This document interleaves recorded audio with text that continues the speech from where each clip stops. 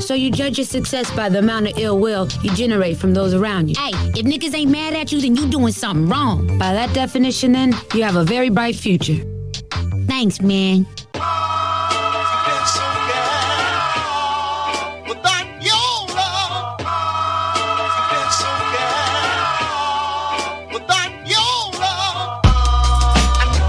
It's about the love change. Do it with some soul and a little love change. Yeah, it's about the love change. Do it with some soul and a little love change. You can't make a change unless you got the love change. Do it with some soul and a little love change. You can't make a change unless you got some love change. Do it with some soul and a little love change. We started from the bottom, talking about the roots. Every time I'm in the booth, I gotta shoot. Hey, y'all. It's season 2, episode 7 of The Boondocks. This is the Boondocks Podcast. Today we're talking about Shinin.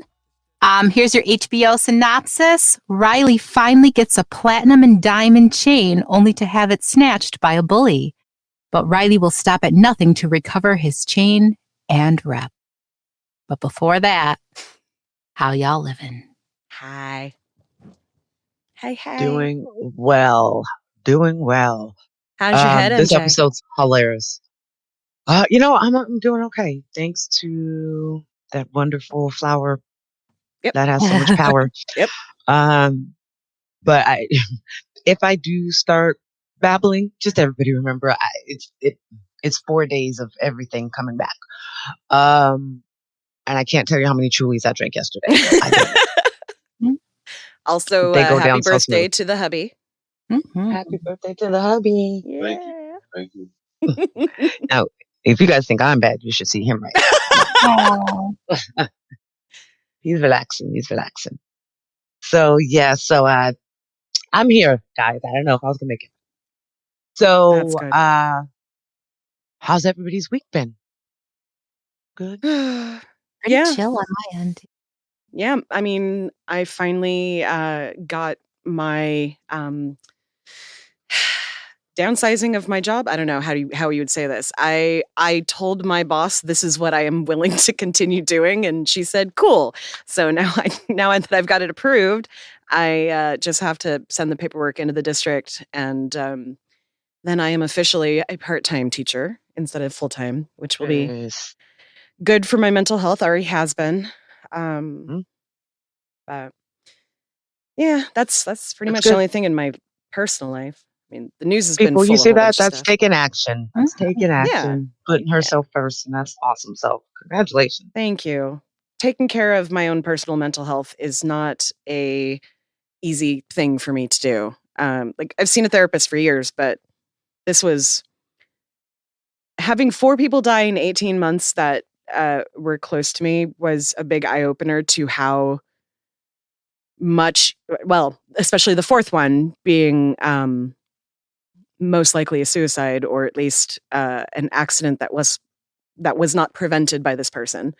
It really kind of made me look at how I was feeling in a different, like actually seeing that I was not in a good place, really, really not in a good place, and that I needed to do something about that. So I hate that it took what it took, but I was not helping myself for a while there. And now I I am. give it to you because we will tend to just kind of go with the flow and go with every day and push those, feelings just down. And that just, we know that's not good. Yeah. So, I commend you because then I'm sure that your friends, they're around you in their spirit. They're like, all right, she's doing good. You know what I'm saying? Like, I hope so. and just, I'm saying that it's, when people pass or when something like that happens, they really want to know that it's touching people's lives in maybe a way that they can help them. I believe that. So Yeah. that's good. Snaps to you, all kinds of snaps. Mm-hmm. Thank you. It's been a hard year for a lot of people. Year and a half for a lot of people. And I'm definitely the kind of person that tries to help other people and their mental health. And that's what I have been focusing on for so long that, like, I mean, my therapist has been asking me to slow down, quote unquote, since Grace died.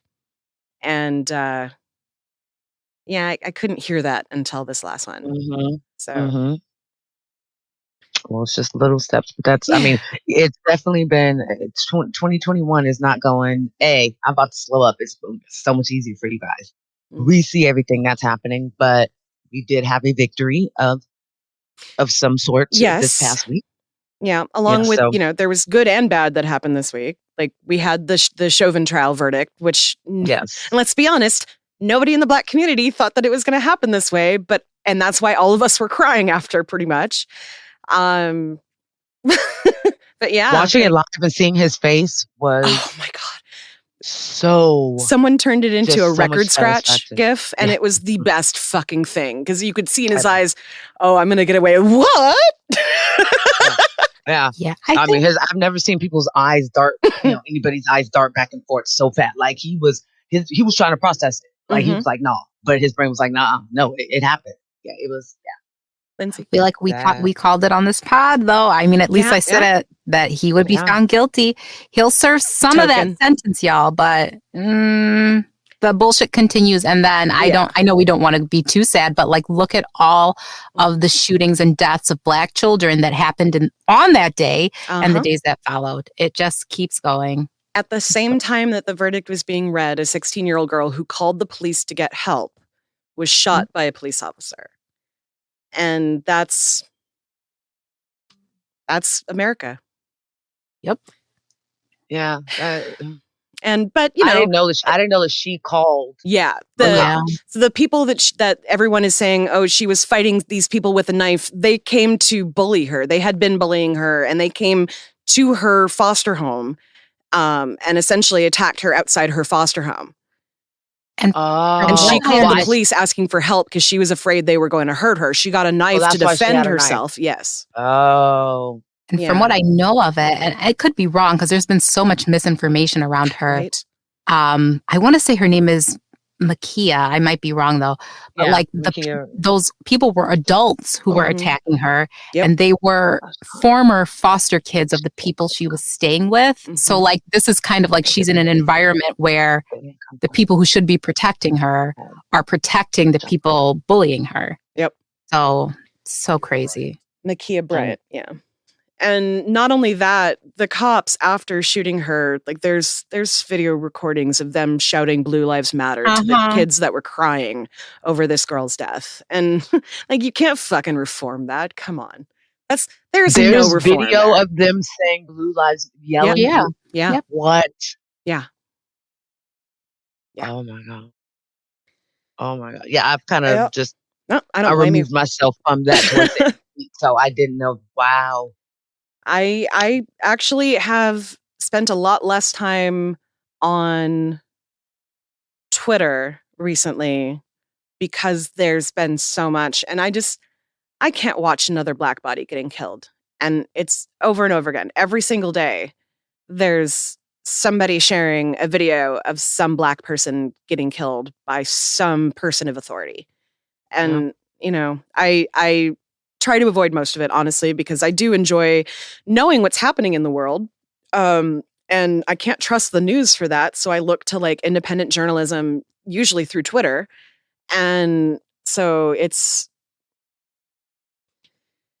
a different kind of trauma when you are a Black person watching Black people getting killed every single day with no accountability. Yeah. And the people who are doing it don't give a shit. And the people who are in charge of the people doing it don't give a shit. And the country that's supposed to, be for everybody and help everybody mostly doesn't give a shit.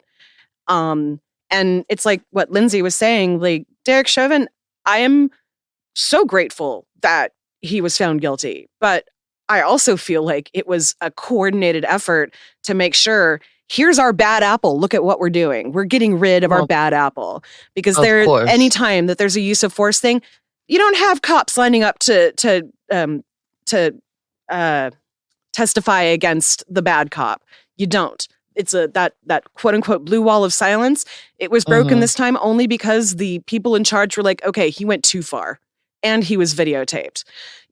Like if there wasn't a videotape, I think if I remember right, the initial stuff that came out when George Floyd was killed was that it was that they had a medical incident or something like that, and that caused his death. And they tried to get away with that, and that's why that teenage girl with the camera who had videotaped the whole thing came forward. Like she was like, no, you're not gonna fucking lie here. I've got proof that for like 10 fucking minutes you knew you were killing this man. My whole thing is we definitely know that it is a victory. I am with Lindsay. I do think that he's probably not going to do as much time as he should, but hopefully this is the catalyst to holding these freaking murderer police officers and other people that are, in power that are choosing to do this. Hopefully this is the catalyst where we start holding them accountable, and the next person, that's found guilty gets the appropriate amount of time, and it goes on from there. So that's the hope that I'm going to hold. And I don't know when the sentencing happens. If it's like a month away or something like that. When it's 2 weeks. Yeah. But yeah, I'll be watching that as well. I would like to see another reaction. But with the victory, like on the other side of this week, the other big news stories that this week that actually, matter to us. DMX's funeral was yesterday. And they brought his casket out on a monster truck, and there were thousands of bike riders going down the street, and it was fucking beautiful. It was beautiful. I will say that. It was it made me chuckle when his casket came out on a monster truck, but it was so DMX. I mean, right? Like I feel like that monster truck was like his booming voice that we would have normally heard. That just gave me chills. I didn't watch a lot of it, but I saw quite a few pictures from people who were there, and then overhead pictures of the whole thing spread out. Yeah. Well, that sounds like a proper homegoing. And then unfortunately, we did lose Black Rob and Shock G. Yep. 57 and 53 years old. And then DMX was 50. And I mean, do we know? We know how DMX died. Do we know yet about the other two? Because, I'm going to say this as someone married to someone who's 52. Hearing that shit scares the shit out of me. I know that the thing I just read about, because I was trying to find out if they figured out anything about Shock G. They're requesting an autopsy because there's some sketchy things that, from what they're saying, that has gone on with him. So his family is requesting an autopsy. I do know that. Well, I mean, just finding him unresponsive in his hotel room at 57 for no other, you know what I'm saying? Like that rose, flags to me when I heard that. But Black Rob had kidney failure. Yeah, he had a lot of multiple health That was issues. what I was trying to figure out. Okay. He had just got the hospital. Yeah. Yeah. Like the last video that he put out, it was very sad. Like it was like he was saying he was sad about that, but you could tell he was ready to go. He was ready. You could, and he was tired. And he said that. He goes, "I'm tired, y'all. I'm not doing well." So unfortunately, with some Black Rob had one song, but still, I mean, that's a fire. That's always that's anybody always a who hit, contributes but, to art, in my opinion, is amazing for what they do. I wish that I could sit down and actually create the things that my brain wants me to be able to do, but I don't have the ability to get it from, my head down on whatever form of whatever I use. I mean, he created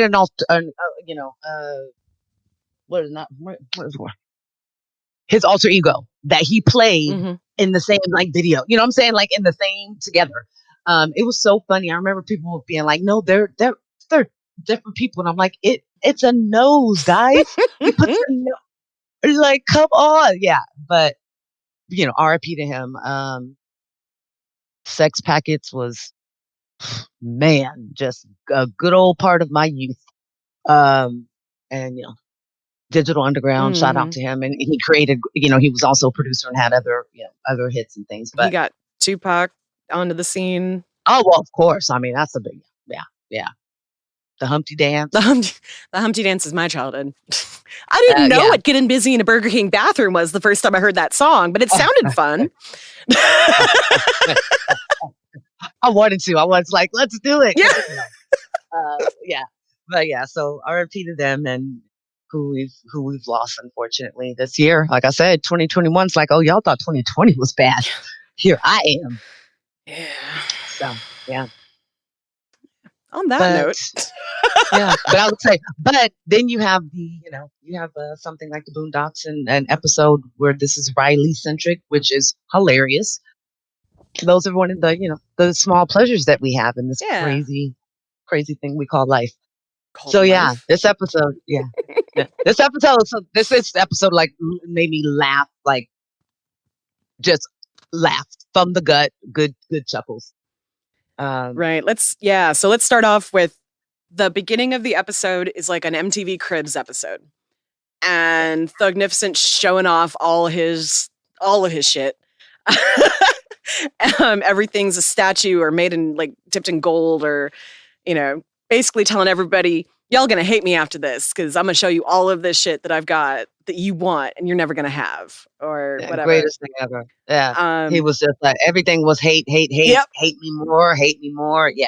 Like that's his whole goal. He wants people to hate him. He wants them to love him, but hate him. And you always need haters. Like Cat Williams says, you should always have haters. Well, and that's basically Riley's whole idea. If you got haters, you're doing something well. Right.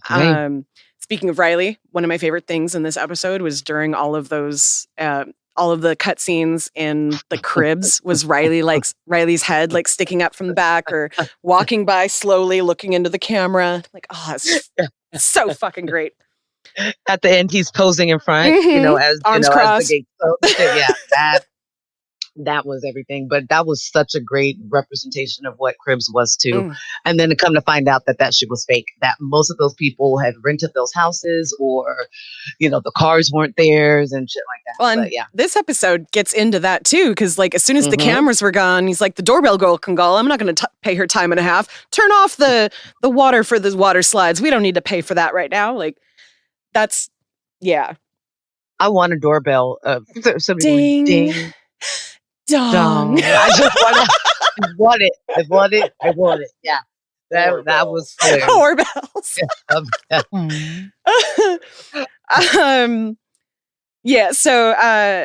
So after let's see. So they're all sitting outside watching videos. Riley wants to become a member of the Lethal Interjection crew. Something funny that I loved in that scene there was when he went to check his watch and all of the sunshine just reflected off of all of the ice in it, and the guy had to put on his sunglasses to see what time it was, and it just cracked me up. Just he's right before that saying, no, turn off that, I don't want to pay for that, but he's got this super expensive fucking watch. It's completely unusable because if he's outside he can't fucking see anything. Of course, that's what you do. You gotta shine, and nobody sees your backyard freaking water slide, but everybody's gonna see. That to me, that shit is ridiculous. I don't even like to wear a regular watch just on the regular, like every day. I'm definitely not going to put a house on my wrist. Like 10 people's college educations right there. Yeah, not gonna do it, but what I find funny about that scene too is how all the guys are like, chiming in about what they would do. You gotta want to, sell. You got basically like you got to live the gangster life. And then one dude's like, I'll get a job at Wendy's, and the one sensible one, that shit was hilarious. Like that, tears coming out of my eyes because he was serious. He was like, I'll flip some burgers and make some Wendy's fries, and everybody was like, with the ketchup. Yeah. Well, and like right before that, what was it? Magnificent was like, what are we at Kinko's? Or we might as well work at Kinko's. And the girl comes out and she's like, my boyfriend's got to get back to his job at Kinko's, so I'm leaving. Bye. And I mean, I didn't select that as a clip, but I think that is actually indicative of what everything in this episode is about, right? So when he starts talking about, I would actually work at Burger King, flipping burgers and this and that, they're all like, what are you talking about? Whereas he's talking about, I would actually do work to support this crew, and they're outraged by it. But this whole episode is about the fakeness of flexing. Yes. Like, the relationships are fake, the jewelry is fake, et cetera, et cetera. So we get to the first agreeability test. Is that what it's called? To make sure Riley really likes his music. Let's just go to the initiation. The first test is the agreeability test. Before you are a member of the team, we have to make sure you share my thugnificent taste and sensibilities.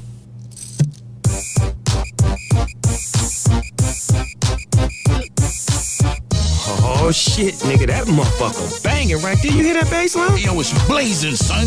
That shit is incredible, kid. I mean, it's high, but you know me, I would just turn up the bass a little higher in the monitor. Fuck you, hating ass nigga. Don't nobody give a fuck what your dumb ass think. Give me this motherfucker. Get your ass up out of here, yo, hook ass nigga.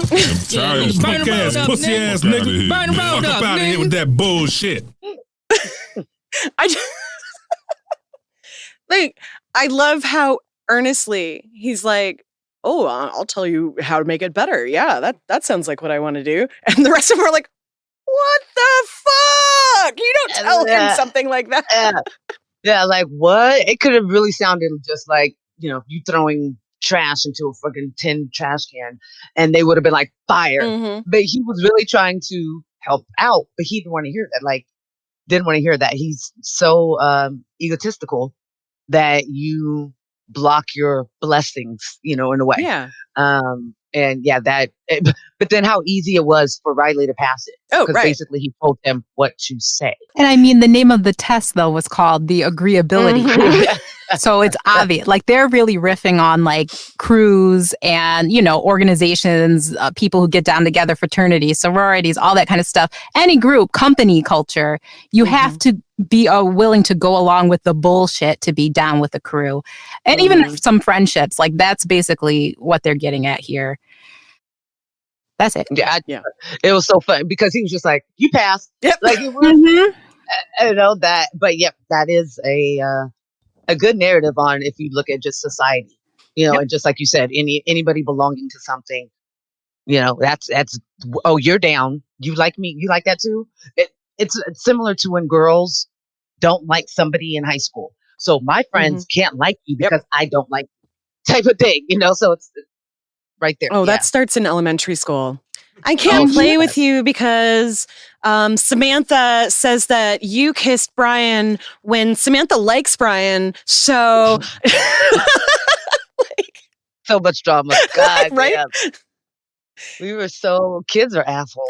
We were just assholes. Yep. So the second test is the test of courage, where Riley has to ghost ride Thugnificent's SUV down the street, which he does, and he does pretty good. But, as what happens when you're ghost riding, nobody's driving the car, and it rolls into a tree and throws Riley off. But he's okay. Yay, do it again. Right. These grown-ass men, like, cheering him on, and like, oh God, did he die? No, he didn't die. Cool. Yeah. But once again, a conversation, because that's exactly what happens. People will put their life, do something really dumb, and it kind of becomes what did you say, man? Chicago was with a 23-year-old. Yeah. Oh, yeah. Like the kid who got shot in Chicago. Why was a 13-year-old hanging out with a 23-year-old? Mm-hmm. Like that type of shit right there. Trying to be down and doing what's cool and whatnot like that. But like, damn, you're a grown ass man. Why are you putting that's a child. Why are you putting a child into danger? There's nothing that you and a 13-year-old have in common. Mm-hmm. And if so, there's a problem. Okay. Step up your game in life. But yeah. Right. I can totally understand enjoying the kind of worship of an 8-year-old thinking that you're like the coolest thing in the world. But don't then put him through like don't then, have him get into a car accident, and then later, and then the next scene, procure some hose for them. which was the test of And he was intelligence. so good at it. Oh He man, was so good at he it. was good too. Just went to MySpace and like I didn't even know how to use MySpace that way when I was my age. So, And can you get 10, 100, 1,000 or something like that? He said, and I was like, but I'm like, Riley already got that the hand is strong. He already pulling them. But no, that also was like the beginning. Of course, we know of people chasing for clout through social media, and that's what that was. I can't tell you how many times I saw girls at parties. I was like, how in the hell did you get into there? But then I see that she followed the party promoter or something like that. So same type of thing. This time it was just an 8-year-old who wrangled you guys, brought you on over. Yeah. Yeah. And but once again, these are the same people that congratulated Huey for reading. Right, So, man. That's cool, man. That's pretty cool. You read with all them words. Yeah. Yeah. So we can't expect. Of course, they put an 8-year-old on top of a car and thought that was cool. They think it's congratulations that you can read. Yeah. So, yeah. Yeah. Yeah. So after the party starts, hold on one sec. Okay. So after the party starts and there's all these women in the pool, who are, hold on. So I think it's echoing back through Lindsay's. Well, Keep talking. That's what was happening before. I don't know if anyone else can hear it. Dean, No, I don't hear it. I hear it, but I turned my input all the way down and I still hear you, if that makes sense. So That's weird. Sorry, I just got distracted by my own voice and I'm like, I don't know what I was saying. I need to address this. All right. For me, it sounds great. I don't hear it. Okay. But I don't know. Yeah, it's still there a little bit. That's okay. So yeah, after all of the ladies show up at the party and there's all these women in bikinis hanging around, and I love one of the guys, and I don't know who's who of the crew, but the one with Snoop Dogg's voice was like trying to holla at the third girl who was like, and he called her a bucket mouth hoe, which I had to look up because I was like, that's too specific. As a girl who doesn't know how to shut up or know when to shut up.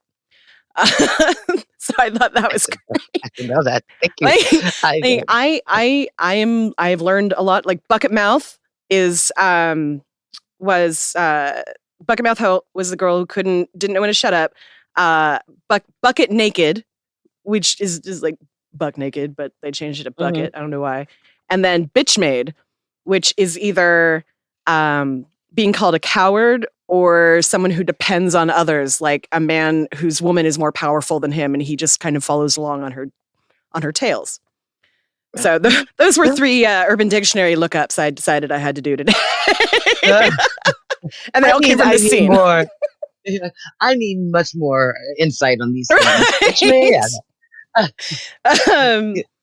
Yeah. So anyway, they tell Riley to come back the next day to get his chain. And he goes home and he's so excited about it and is telling Huey all about it. And Huey is just like, whatever. Which is where our quote from the very open came from, where he was like, you want people to hate you. Okay, that's the whole point for all of this. All right, cool. Like, thank you. Riley's like, I appreciate it. You noticed my shine. Right? And Huey's just like, I wasn't actually complimenting you, but okay. Yeah. So then the next day, Thugnificent holds a ceremony underneath that glorious painting of the Thug Angels, of like Martin Luther King and Malcolm X and Tupac and Biggie and him, at the center of it all. Of course. He's at the same level. Oh yeah, totally. Right there, same level. Riley gets his chain, super, super excited. Like he thinks this is the best thing in the world. And then like basically the next scene is a montage of Riley walking down the street showing off his bling, until he walks into a fist, which happens to be the neighborhood bully who everyone hates, and I almost wanted to get a clip of like the adults just talking about how fucking terrible this kid was. I thought about it, like, especially the old woman who's like, worst kid I have ever met in my long fucking goddamn life. And he's an ass. Yeah. I don't know why I picture his dad looking like Biff from Back to the Future. Yes. I don't know why. That actually makes complete sense because his dad's totally like not doing anything about it. I think so. We see his mom, I think, in the Maury Povich clip where he beats up the camp guard for the bad kids camp that they were trying to get him to go to. That dude was so annoying with his little ass sweater vest that he would wear with no shirt. Oh, he was so annoying. I totally remember that though. So yeah, in that little quick scene, you see a woman crying next to him in the chair, and that's all we see of her. And we don't ever see anyone who we think might be dad, but a little later, like, we find out that his dad helped him go check out to see how much the bling cost, like how much it was worth. So we know that he didn't like punish his kid for doesn't give a shit. Yeah.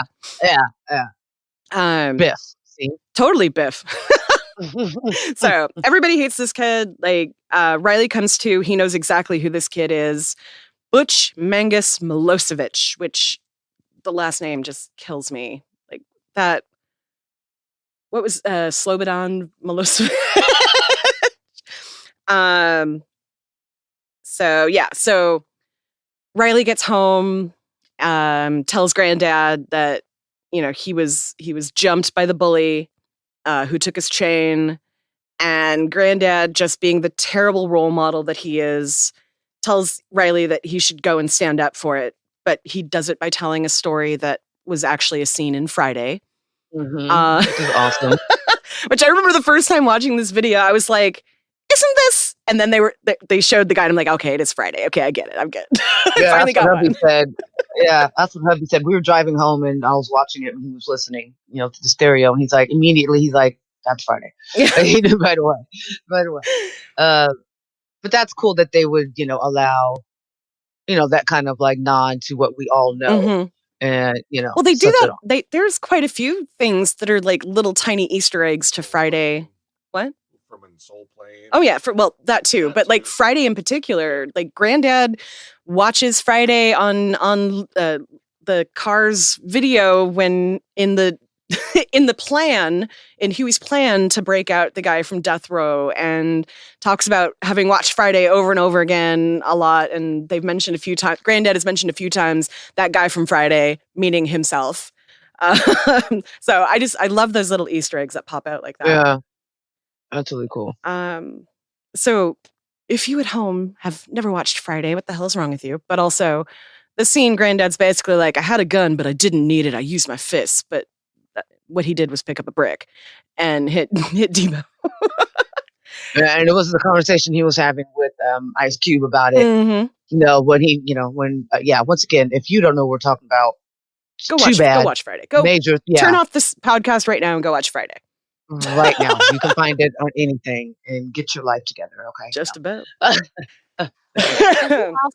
Granddad told that story too, which this was some real shit with like my mom and aunties and uncles and shit. They would do stuff like this. I know other people out there have to relate, where they would like, not like, Sarah still has my Tupperware. And they would do this weird shit, my family members, of like, so-and-so has my this and that. And in Granddad's situation, he buys the tickets to Hawaii to break into the man's house to get his $5 CD back. Did extra much to get that little revenge or teach a lesson. Like, you simply could have went and bought another album.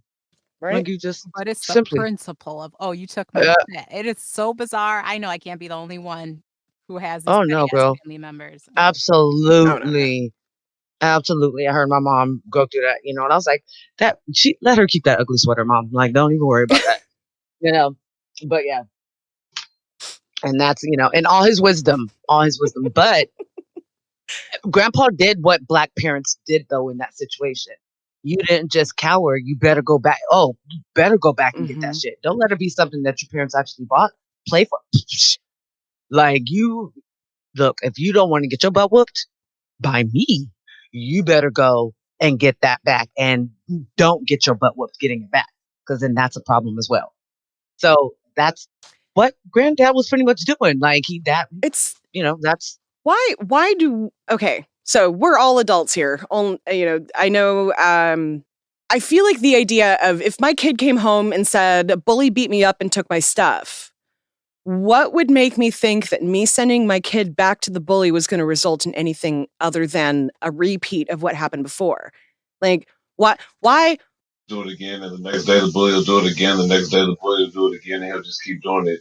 If you don't teach, for me, I got 2 sons, and if they ever, there was a kid trying to bully our oldest kid, and I literally told him, I was like, you can't let it keep going because he'll just keep continuing unless you stand up to him. He'll just keep continuing. Even in this episode, when after Riley stands up to him, even though he lost the fight, dude gets the chain checked out and turned out to be fake, and he gives the chain back, but he stops messing with Riley about it anymore. It's just a matter of you have to stand up to a bully. From a male point of view, you have to stand up to a bully, or else they'll continue to keep bullying you. And that's definitely what my mom would always say. And this is what my mom would say, because we're not punks, and you're not going to allow anybody to think that you are. And if you don't learn this now, if you don't do this now, you're gonna always just be somebody that's people can walk over in life. It's definitely something that's deeply engraved in us because we've always had to fight. And so I understand. I just don't understand setting them back in. No, like if my kid was literally smaller than the kid that beat him up, I would want my kid to go in with backup. I wouldn't send them alone, was what I was basically saying. Like, why are you just saying, go back and get it? Why are you not, you're the fucking adult. Why aren't you doing something about a bully in the neighborhood? But again, I'm a teacher mom, so I go to it from, if you don't tell me what's fucking happening, there's nothing I can fucking do about it. So yeah, I'm different than grandpa. 1000%. And that's where as a parent, like, I know for me, and like what hubby was saying, we have boys, so it's about teaching you how to stand up for yourself and not backing down from adversity. But if it was somebody that was harming my child and it was getting to that level, oh no. Me and your mom need to have a talk. Like, it needs to be, taken to another level. But I don't think sometimes that goes, that's where the ball's dropped. And then that goes back to, failing parenting. Cause like you said, somebody has to know, that there's something that's going on with your child, especially when they're getting to that level. And that example you just, that you used, because girls are mean, but good Lord, you get to the point of killing somebody, like that's ridiculous. So, well, and a big part of the problem, in my opinion, is the parents and having people who, it's like going back to, how do I say this? I don't think I can come up with a great way of using it, but it's like, it's a lot of parents that are like our age who were brought up with parents who would beat the crap out of you for doing something stupid. And, so we've turned into these, we need to be hands off. You need to learn how to do this for yourself. Or we turn into like me, who's like, let's talk this through and figure some stuff out. And, the kids who are bullying, if they don't have adults that are actually like paying attention and getting involved in their kid's life, that kid is not going to stop bullying if somebody stands up to them. That kid's just going to keep doing it. And like, because they're hurt people hurt. And of course, so it's a happy medium as a parent. You have to, you can't, do everything for them and can't tell them about life lessons and things that happen that teach you, that gives you virtue and makes you a better person and a stronger person later in life. But you also can't just be so completely checked out that you're like, they got this. Yeah. I got them to walking. They got it from here on out, So yeah. Most definitely. But but if you go back to grandpa's generation, that would never, that conversation wouldn't happen. It would have stopped right at, you sent him back to handle that, right? So. Exactly. And I don't have kids, but I do want to chime in on this conversation to say, like, sorry. I'm just saying, like, there's a reason why. Oh, my bad. You guys are both talking. He doesn't have his headphones on, so he didn't know. But go ahead. No, it's okay. Well, listen, I'm just saying, like, I grew up in a weird situation where there was someone in my life mentally ill, a family member, who was very verbally abusive with me. And a few times shit got physical, and my mom kept this person away from me as much as she could, but like the whole situation was out of her hands. But what she always did was pull me aside and talk to me about this shit that's going on. And when this person would tell me things as like a 14-year-old, 15-year-old kid, like, you're a slut, you're a hoe, I know you're fucking this person, that person. I'm a 14-year-old kid. Like, what she would say to me is like, are you doing these things though? Like what she would do is mentally work through the issue with me to get me in a state where I could be unaffected by this bullshit. And like, as a Black person, not even just as a boy or girl or whatever, as a Black person, you are automatically in society in a not victim place, but you are a second-class citizen. Just look at what we were talking about at the beginning of this episode. The law is often not going to be on your side. Public opinion is often not going to be on your side. You have to learn how to navigate these waters and defend yourself, which is why in a lot of situations, even with this person, at a point, yes, my mom would not let this person physically touch me. And she used to, when I was younger, step in and stand up to it. But as I got older, she just kind of let me handle myself, ignore it, speak up to it, do whatever I wanted to do to handle it. And let me tell you, I've talked about a bit on this podcast, the shit I have just gone through in my career where my bosses are trying to spread word that I'm a sex worker. I'm this and I'm that. But all like the shit I grew up with, oh yes, girl. And this is all documented. I have screenshots, everything. I could take these people to court. I didn't go there. I don't need to. I'm good. I'm established now in my career. But I could. And if, depending on what I find out as little bits of information are now sprinkling back to me, who knows? Because depending on what I hear, I could. But what she basically taught me set me up for this so that when these people are trying to play checkers with me, I'm now playing chess with you. Because I have gone through a lifetime as a Black person of just dealing with this. And this is just one latest job. This shit happens in almost every aspect of a Black person's life. And even if you're not Black and you're listening to this and you're gay or you're transgender, like people will just try and do all kinds of little shit to come at you. That's another thing my mom taught me. People who lack power will try and get it wherever they can. So if they see there's something about you that they can victimize, they will do it. And you have to stand up. You have to learn to stand on your own. That may mean taking a couple ass whoopings. That may mean shutting the fuck up and letting you talk to me crazy in an office setting. So I can just, get screenshots and shit on the end so I can best you in court. You have to, she always said to me, you have to play by their rules until you can break them. And you can take them how you want. Break their rules or break them as people. Like, that is what it is. You just have to learn to do it on your own. That's actually perfectly said. And I think every Black parent will be like, that's it right there, what she said. But no, that you definitely, everything that, as I tell my kids all the time, it's not my job to tell you what you're doing wrong. It's my job to make sure that everything that may be viewed as a mistake is actually a lesson learned. And you use that to move forward. And I said, my job as a parent is to provide you with those, that foundation, and then you build upon that so that you can be the best person that you can be. And that's exactly what it is. As much as it hurt my heart when that kid was messing with my son, because my son's very quiet, but that boy messed with my son so much, my son turned around and whooped his entire little ass and whooped his ass. And after that, nobody messed with me because the kids were saying, why do you read? You're a nerd. Oh, you have both parents. Oh, and shit like that. When did having both parents become the thing to be bullied over? Like, my parents refused to divorce until I graduated from high school because they were afraid of me being from a broken home, when really they should have divorced about 10 years before that. Oh, Snap said that. I remember I told my mom when I was in 5th grade, you don't have to do this. We're good. And they stayed together until I graduated. But yeah, same. Yeah, it's that good. He was teased for that, basically because he's different, That's weird. Okay. Yeah. So, but any Hooters, very well said, Dylan. Very well said. That's my Truly's creeping back. It's creeping back, guys. Where were we? Okay, so Riley showed back up at the park to take back his necklace because Granddad told him go back and take it back from him. Called him Bitch Magnus, which I actually thought was pretty clever. Because you're a bitch. Because you're a bitch. And, Riley loses. it is really interesting watching this, because I'm wondering if Riley is like supposed to be a little small for his age, because I had to look it up because of course I did, because Butch at 12 is bigger than what a average 12-year-old would be.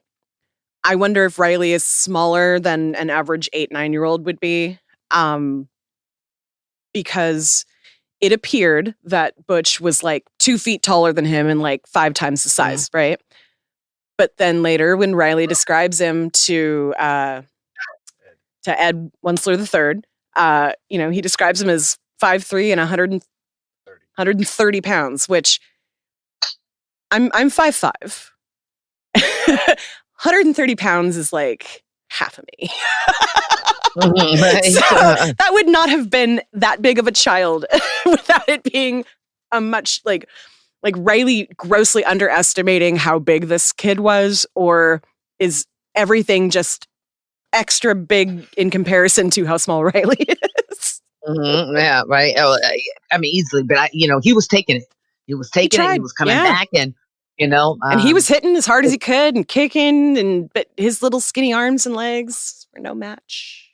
Yeah, he was not like, dude wasn't even breathing hard when that was over. Like, he was just flicking them away. It was just nothing. But he showed heart, which is awesome.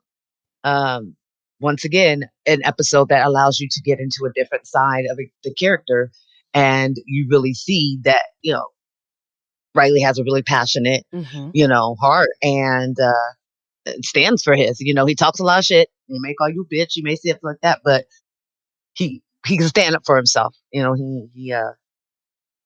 He's willing to stand up for himself. Yeah. That made me love him even more. Oh yeah, he's only so far. Riley is definitely a kid who would end up in my class, who I would love very much, but would probably give me an ulcer, because they want to be the bad kid. They want that reputation of being the bad kid. So, part of it is it's admirable to watch him stand up to that bully. Absolutely. But part of it is, boy, don't you have more brains than that? You got to get back to him in a different way. You're not going to be able to take him down physically. Like that would also kind of be another thing that I would tell my kids. I wouldn't do this at school in any way, shape, or form. But with my kids, it would be like, do something better than them and show them. You're in elementary school and someone's being an asshole. Okay, do the thing that they like better than they can do. But that's what I told my son before, he had to just finally whoop that kid's ass. But I told him, I said, use your wit. That is that will get him. I said, that's going to piss him off if you're coming back, and he's super sarcastic like his parents. So I'm like, boy, use that. That is going to be your thing. A slick, witty tongue it can slice, and it can do a whole lot more than, what it can be physically. But don't get it twisted. Sometimes you do have to let people know, this is, I can stand up for myself if necessary. So, yeah. So back in their room, Huey tells Riley he got the hit he was looking for. Riley doesn't want to hear it. He wants Huey to help him, but Huey tells him to let it go because it's only worth what he's willing to give up for it. Riley, let the chain go. If Thugnificent wants it back, he can handle it. Then they'll think I'm a punk and kick me out the crew. It's just rocks and metal. It's only worth what you're willing to give up for it. Is it worth getting hurt again? Yeah. Going to jail? Yep. Getting killed? Yes, sir. Kissing a man? Yeah. Oh, no. Whoa, kissing a man. I mean, if it feels natural and that's what you're into, I mean... No, that don't count. That's a do-over. I didn't know you was gonna say that. Guess you really want that chain back. No. The answer is no. So... That's such a big brother, little brother conversation right there. It's so perfect that, like, Riley as a character, is so filled with toxic masculinity that even the idea of anything that is not masculine happening to him or someone around him is gay. Why? I'm really curious. I grew up, my dad, rest his soul. My dad was homophobic. My dad was really, really afraid. You know how conservatives now are afraid that people want to be transgender so they can break into women's restrooms and all of that bullshit, right? My dad actually thought that my gay best friend at 13 wanted to stay at the sleepover because we were all a bunch of girls and they were not. And like basically when they got stuck here, like they were allowed to stay, but they had to stay in the room by themselves with the door locked that was next to my dad's room while we were all in the other room. Like, it was fucking ridiculous. And to this day, this human is still my friend and is absolutely not into women. And there is nothing wrong with that. But like, you know, I also grew up with my dad's best friend being a closeted gay man who was out to me, but not my father. And so I grew up being homophobic as this really negative thing, because I could see that there was this wall between my dad and his best friend that they just couldn't get past, because Pete could never come out and tell my dad that he was gay.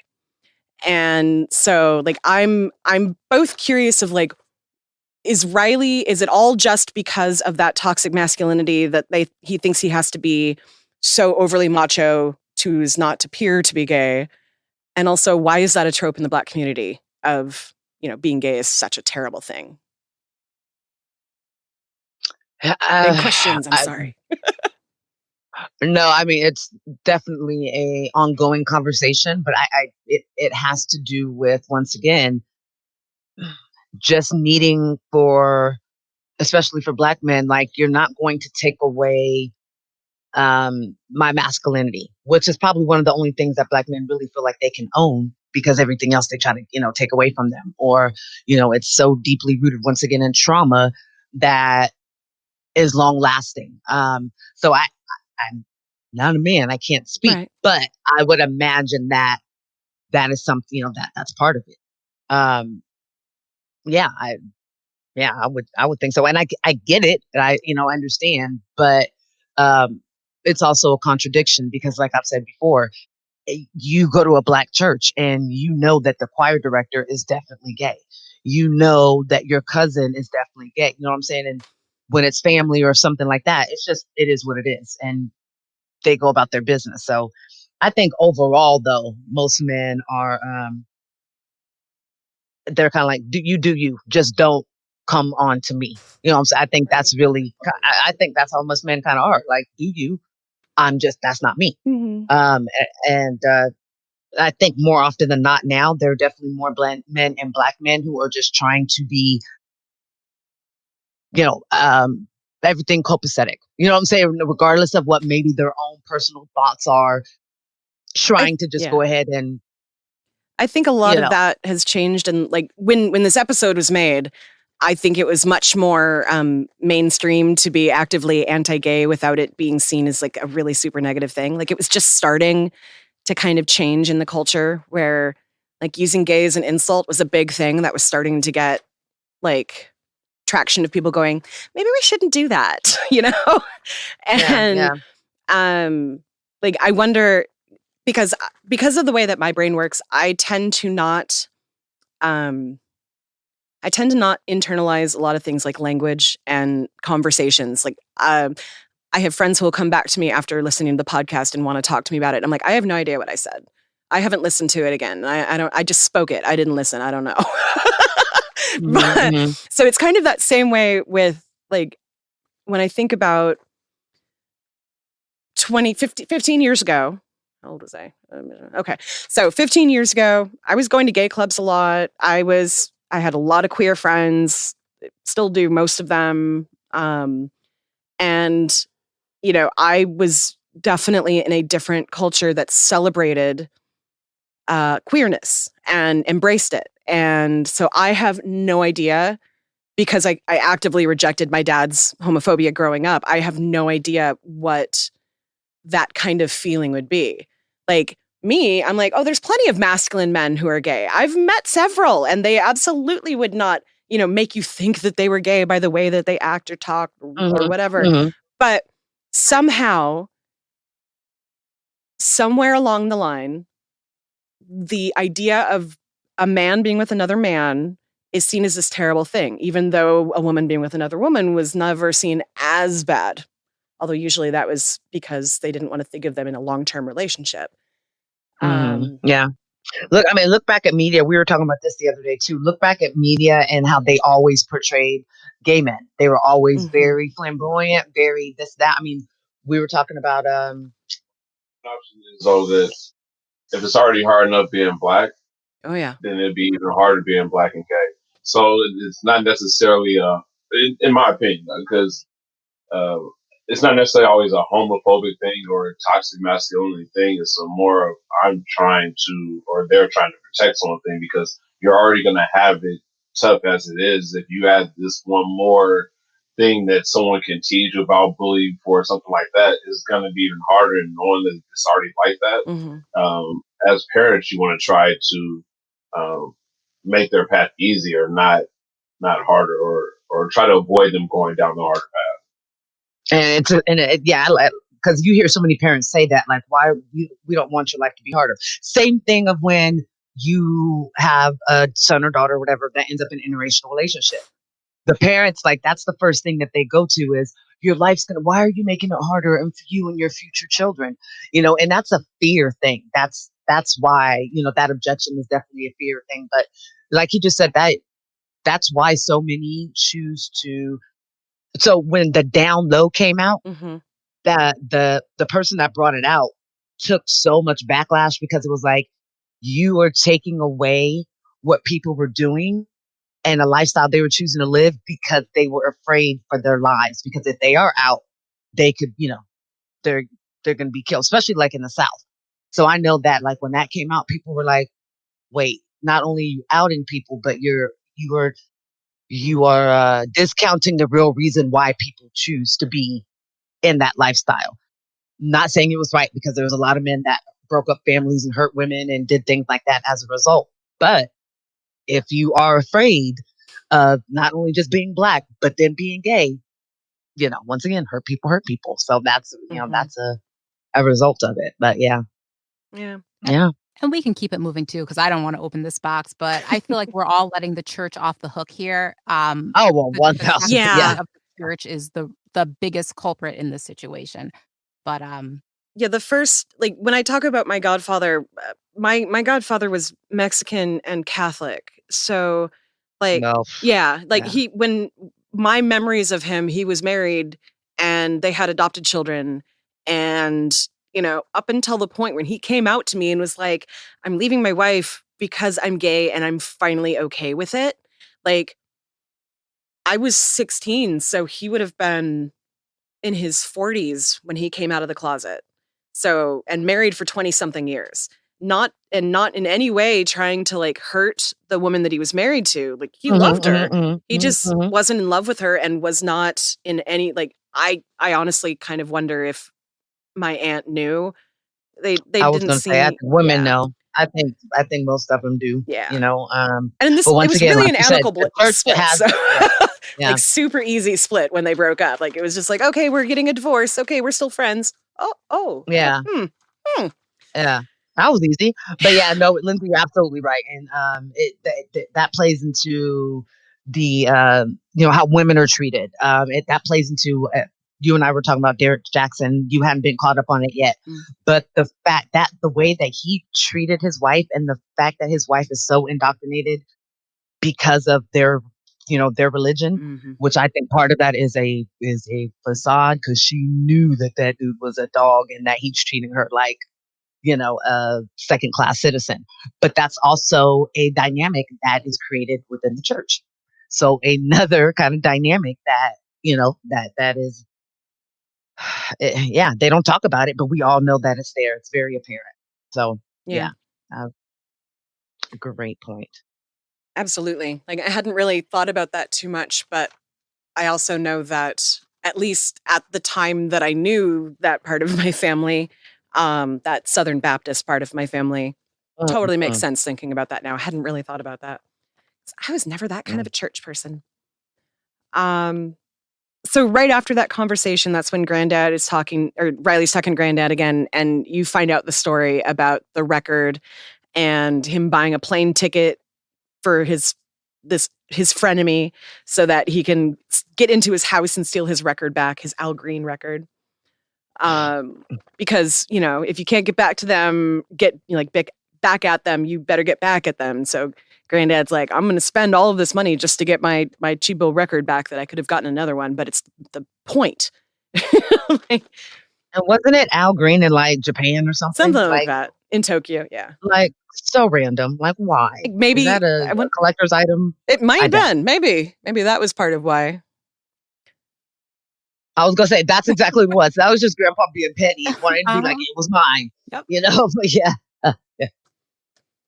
Al Green doesn't even, if he really performed a record or recorded a record there, Al Green doesn't even remember. No. It was a real record. So, it was a real record. It was a real record. Yeah, I looked it up. Okay. It was recorded in 1978 over 2 nights and then released in 1981. Hey, maybe that's why it was fire. Hey, there you go. Yeah. I still think Grandpa was being petty though. Oh yeah. So Granddad was petty as fuck. So then Riley goes to his friend Ed Winsler III, to get him help, which he does, but he kidnaps the wrong kid and is torturing this kid, trying to find out where the chain is, but the kid doesn't know. And I like the putting the 2 grapes down and hitting him with a sledgehammer. Like that's the one that made me laugh for like 10 minutes. It's terrible. And he just didn't get out of like that character. Like even after he like took him down, he still was fucking with the kid. I was like, it's a kid. That's why he's a kid. Right. That's why. Which I said sorry. Like, he's right fucking traumatized. Yeah. Part of my bad, didn't you? Well, and that, he gets away with everything by just saying sorry because of who his granddad is. So he's probably like, what, you don't know who my grandfather is? I said I was sorry. Isn't that enough? Oh, I'm gonna fuck you up. It's not enough? What? Like come on, dude. Yeah, well, we know he's a little special anyway, so. Yeah. So right around that same time, Thugnificent is watching TV and sees a report come across the TRL with the Sway as the host that night, talking about interviewing Butch, talking about stealing the chain from one of Thugnificent's crew. And then Riley is in this next clip talking to Thugnificent. I'm sorry, guys. I did everything I could to get it back. Why didn't you tell us as soon as it got took? I didn't want y'all to think I couldn't handle my own business like a mean. Riley, that's the whole point of belonging to a crew, nigga. So you ain't never got to worry about handling shit like a man. Yeah, man. We don't fight fair, nigga. We believe in overwhelming force. No, I love that because really that is absolutely their MO. Like, nobody do anything unless we're all doing it. Like, nobody's happy with this unless we're all happy, or unless, he's happy. But he sends one friend to go and help Riley. And I like, how is that an overwhelming force?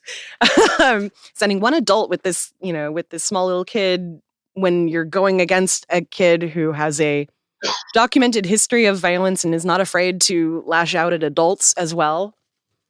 Riley thinks that his crew, they're really good role models. Like, he tells them that. He's like, you guys are really good role models. Like, and then they find Butch in the park. Phenomenal, that's what it is. Phenomenal calls out. Butch comes up and hits him in the leg with a baseball bat, breaking his leg. Then Butch throws the chain down at him, saying that his dad had it appraised and found out it wasn't worth anything. And that's right there. Like, his dad had it appraised. So his dad knew that he had stolen this thing, probably beaten up a kid to get it. Like, this is not news to this dad. That's what I'm talking about. Like, when you have a parent that doesn't give a shit, that kid, there's no talking to that kid. Standing up to that kid isn't going to do it. That kid has got to have some serious help to get out of that. Or that's just who he's going to be for the rest of his life. Well, and their behavior is obviously as a result of reaching out and wanting to, to get that attention. And that, that's the way that he probably gets his attention of Biff. Yep. I'm still exactly that.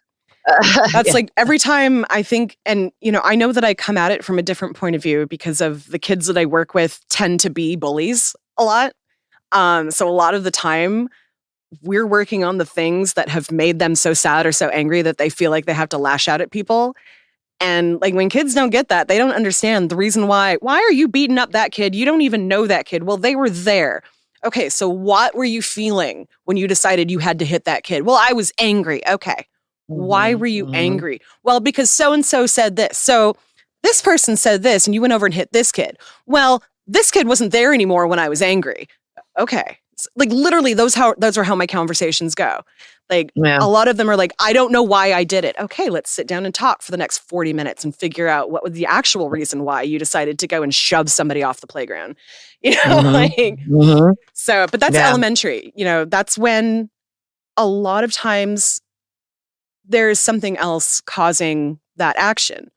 By the time they get to like middle school and high school, the intervention that they need is not just talk.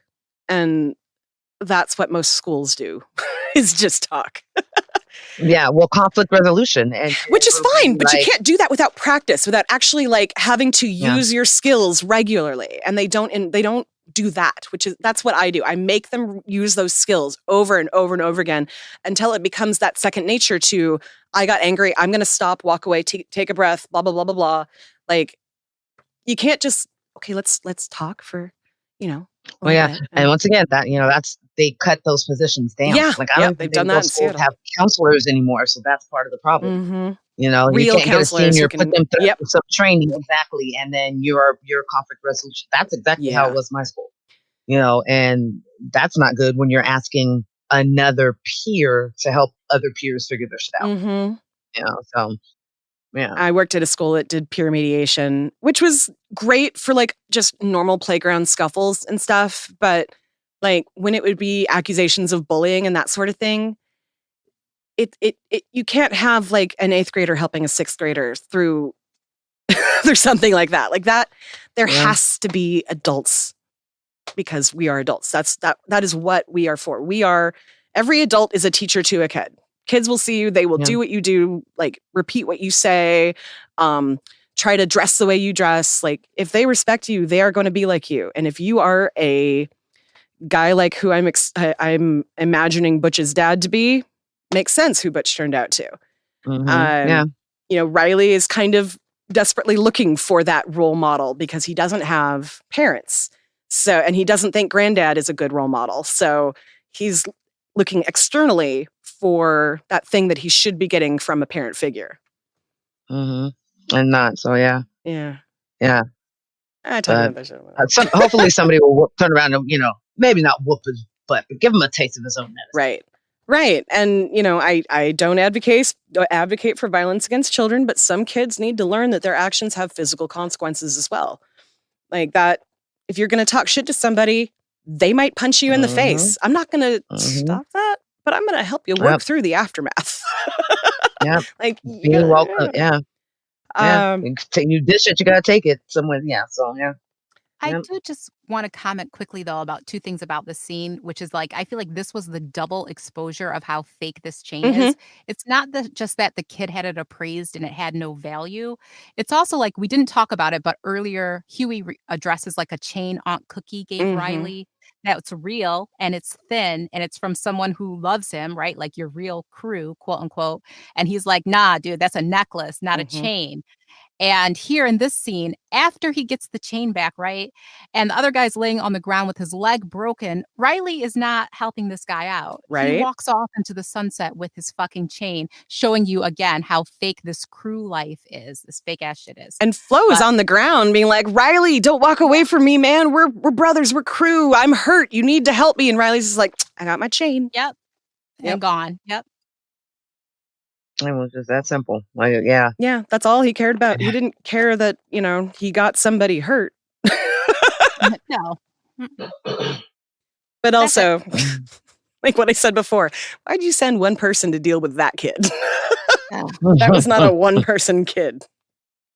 And he's not, and he couldn't handle anything. So, hey, that helps the situation. Because, broke my leg.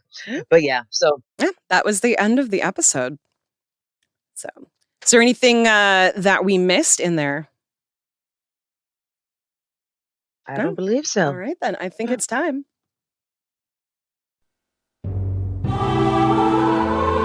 Welcome to Stupid White People Questions. You mean I'm gonna stay this color?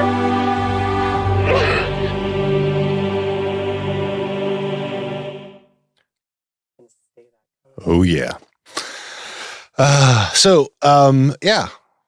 I reached out to Black TikTok actually just a couple days ago now, and I think I've shared the video with you, and I got a really strong reaction. I'm trying to find people's questions that they've gotten from white people, and I'm going to be using those. I got one. We have a mutual podcast friend, Conversations with Glow, who is on TikTok, and also we follow each other on Twitter. So she had a question that she got that I'm sure lots of Black people have been asked because, and I'm guessing it's probably because Republicans are the party of Lincoln, and they did the most for Black people. Exactly. They did the most. And because of that, why didn't you vote for Trump? Go for it. I think I've made why I didn't vote for Trump pretty clear a few times on the show.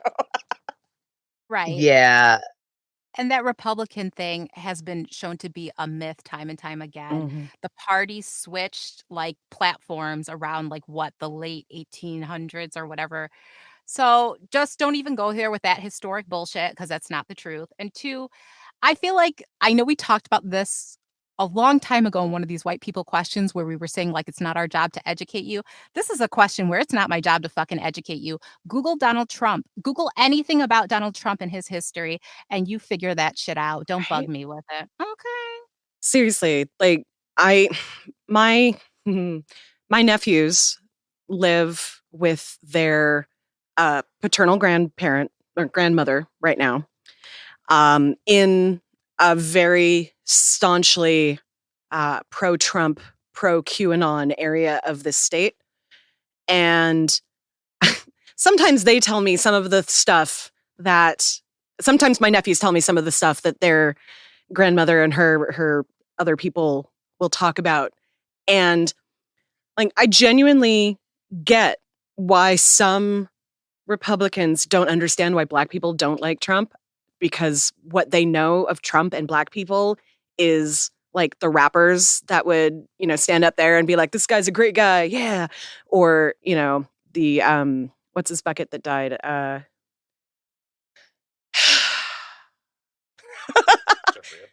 No, Black guy. Herman Cain. Thank you. Oh. Like, people like Herman Cain are seen as, good Black people because they're, conservative. And, I saw something the other day where someone was like, Colin Powell should have been our first Black president. And I'm like, oh, there's so much to unpack there.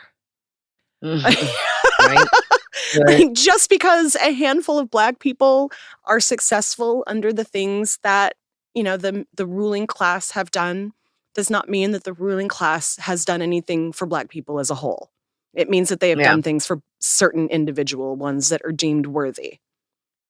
And I'm definitely not one of those people deemed worthy in their eyes. So. Yeah, and it's not on purpose that they do that. It just happens that those individuals fall into maybe a different tax bracket, so it benefits them, or maybe it's because of their education and they're in a different career that, you know what I'm saying? So it depends. Now, my answer, he's an ass. Right. That's why I was not voting for him. But we've said it before. With him being president, as much as, I hope this never gets back to him, because he will use this probably for like ever. Somebody giving him props. But financially, we did better, and we've done better when Republicans are in office. So I think that might have to do more with where you live, because it's devastating in Seattle. Oh yeah, but I'm saying it's to each his own. Like it's like I said, it depends.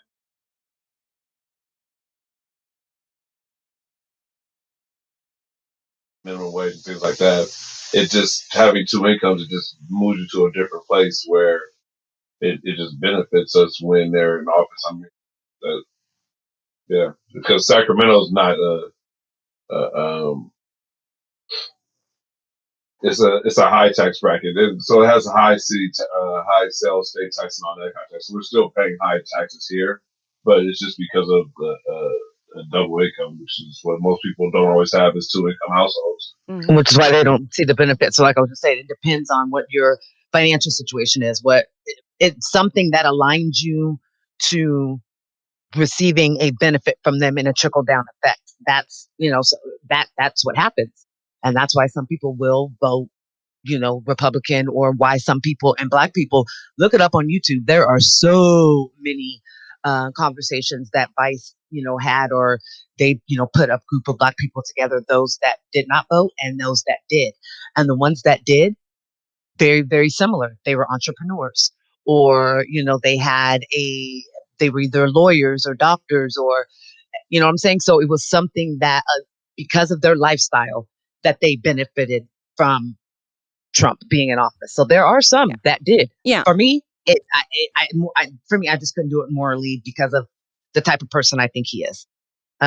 What you're saying, but I can't see. Yeah, what you're saying is absolutely like Republicans are the party of capitalism. So if you are interested in your own personal growth and gains and your family's personal growth and gains, Republicans might be a better choice for you.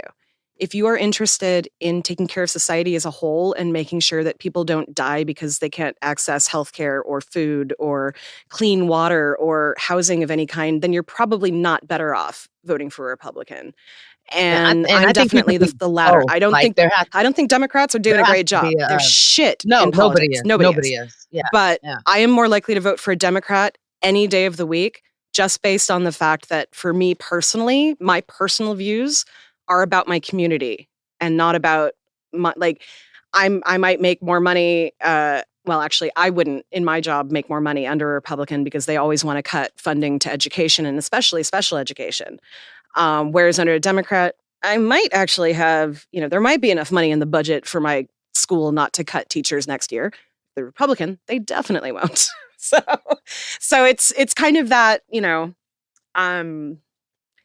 as a pretty devout socialist, I would be really hard pressed these days to ever vote for somebody that supports a Republican party as a whole, because they do not work for the people that I care about. It's hard enough voting for a Democrat because they don't care about the people I care about.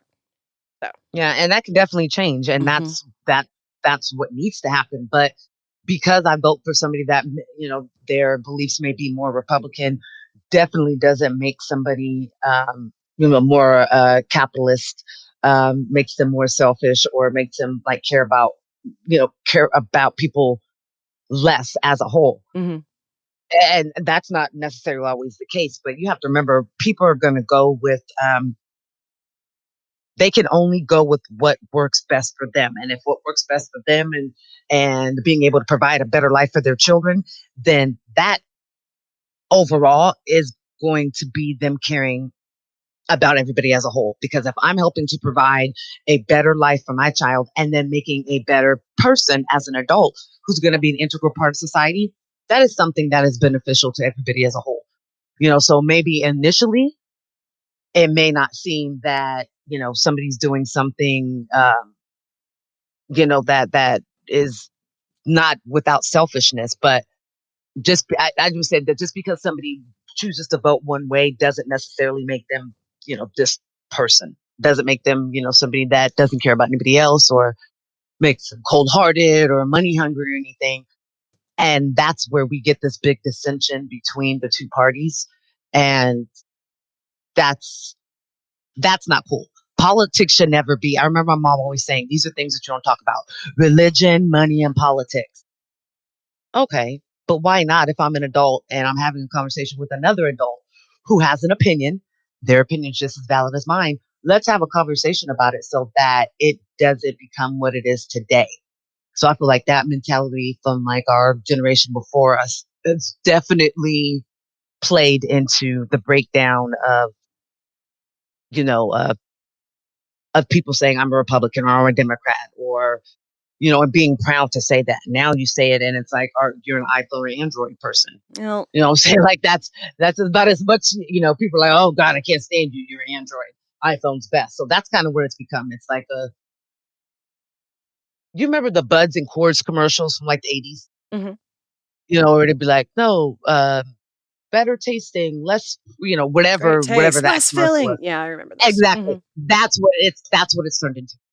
Like, that's what I feel like, being able to decipher whether you're a Republican or you're a Democrat and why you're that. It's kind of that. I would agree with you based on the fact that modern day Democrats are carrying on a platform that was a Republican platform 50 years ago. Oh yeah, and before that, but we don't have anybody who is actually working toward the betterment of society in politics. Not really. All they're doing is working for the benefit of people with money, and that's the problem. And look at the Congress and the House. Like they're like a bunch of preschoolers who have to decide who gets to take home the class turtle for the weekend. You know what I'm saying? And it's it's a problem all the way around. But if people really want to know that question, and it's with want that question answered with curiosity of wanting to understand Black people and their political views, it can't come from a place of, well, he was so good. You know what I'm saying? Like, it has to come from a place of really you wanting to understand why, the Black and brown community feels a certain way. But then again, look at the voter shit that's happening now. Why do you, because Republicans know that take it away. The Republicans know that more Black people vote, less Republicans are going to get voted into office, because it is against our community need, the benefit for the community to vote Republican. It is more beneficial to the community to, historically, looking at Republicans across the board, across the country, the age of the average Republican is not my generation. The age of the average Democrat is not my generation. And I don't really see much of a difference between Democrats and Republicans other than two specific things: abortion and money. And when it comes to money, Democrats are terrible because they want to help big business and not so much the real people. They say middle class, but there's no such fucking thing as middle class anymore. At all. Or Republicans are like, oh, you don't have $1 million. I don't need to talk to you. Period. Yeah. And we know it's all fucked up. And we know that neither side is doing anything to help this country, or we wouldn't be where we are right now. Yep, exactly. So. And part of that is the not talking politics at the table. Too many people have not talked politics for so long, not talked religion, not talked money, not talked about the things that actually do matter in individual persons' lives. Like, no, I'm not going to be your friend, probably, if I find out that you're a Scientologist, because I firmly do not believe that your religion makes any fucking sense, and it makes me question your sanity. I feel the same way if you voted for Trump. We're probably not going to be friends because you have done something that makes me question how much you care about me. So, that's basically what it comes down to. Like, multi-layered, for sure. And I would say being a Republican versus being a Trump supporter can be two completely different things. And that's why there's been so many new Democrats lately that have been lifelong Republicans that are like, nope, I'm a Democrat now because Democrats are Republicans. Yeah, the Lincoln Project. Yes. It's all spawned out of Trump. And I can appreciate the Lincoln Project. I don't appreciate the fact that they still... it's still not anywhere near good enough. Like, Mitt Romney putting in his version of the big plan to save America, and it's like a third of what Biden wants. And Biden's like, the number I gave you is the bottom line. I don't want it to go lower than that. So a third of that ain't gonna fucking work. But Biden won't do anything about the filibuster, so we're all still sitting and waiting for him to convince a few people that the rest of America is worthy of getting help. Manchin and Sinema, who are basically fucking. Yeah. Anyway. Exhausting. And what's really exhausting is Semina is like this quirky girl, and everyone's like, oh, she's so quirky and fun and liberal. And I'm like, yeah, she's what's wrong with white liberalism. she thinks it's cool to like say fuck you to the Republicans, but also say thumbs down, all cute when I'm voting for $15 an hour for people who are dying. But like fucking politics. Oh man, yeah. The purest form of exhausting that there is, with that. Like I feel like I could take a nap now. Oh yeah, Mm-hmm. it's there's and the ones who ask that, they don't really want to know. Right. They don't really want to know. Right. They just don't. They want to know. They just think you're stupid and want you to explain yourself. And they want to try and catch you in something that Yeah. they heard on Oh, Fox yeah. News was the truth. And that's I especially find that with relatives of my lovely husband. Like they want to. You still listen to them. I've cut them all off. I honestly, like, I go to your mom's page every once in a while just to see if maybe, because I did genuinely like your mom. I did. Yeah, I did yeah. until I realized that I meant so little to her. And not just you. I mean, Oh, I know. Natalie as well. I mean, when she's But Evan's not giving her a consequence. He's still talking about coming in and see her this summer. Like, I don't she's know. going to keep doing that shit until somebody, like, you need to call her and say, we are never going to talk again because I said this. And you keep thinking that something's going to happen out of it. Yeah. Anyway. Evan's an adult now. He has to make his decision. That is true. My kids are grown. I mean, considering your ex's influence on him and the fact that she wants you to make up with your mom, we all know that Evan's going to keep talking to your mom. Yeah. Like Pass. Anyway. Hard pass. Anyway, so that was a fun question for a short question. Right. And we've got lots more queued up. Right. There's been some good ones on there. So, and some interesting ones. Yeah. Let me know. Be like, you may want to have a couple of libations. You just give me fair warning. Before, that sounds like there'll be a lot. Or like on the show, we'll like pause and our Patreon people can hear us talking. Okay, ready to take a shot? Okay, 1, 2, 3. Okay, ready? I like that. Okay. Maybe we could do a bonus question for our Patreon where we answer their ridiculous questions. Yeah, maybe. I kind of like that idea. Yeah, well, that may be part of our AMA thing that we do. Yeah, that's fine. So we need to do that. All right. Is there anything else you ladies would like to share today before we move toward the end? No, just our therapy session and our chit chat, and love you guys and hope everybody have a great week. And I'm probably going to try to, recover a bit. That's what I'm going to do. So, yeah. All right, Lindsay, anything? Nope. All right, everybody out there, don't forget we are on Patreon. You've only heard, if you are not our patron, you've only heard part of the lovely conversation that we've been having for nearly 3 hours today. So go and check it out, and we will see you on our TikTok, Facebook, Twitter, wherever you're looking, we're there. See you next time. Bye. Bye. Don't take this the wrong way, but I need you to get the hell up out of here.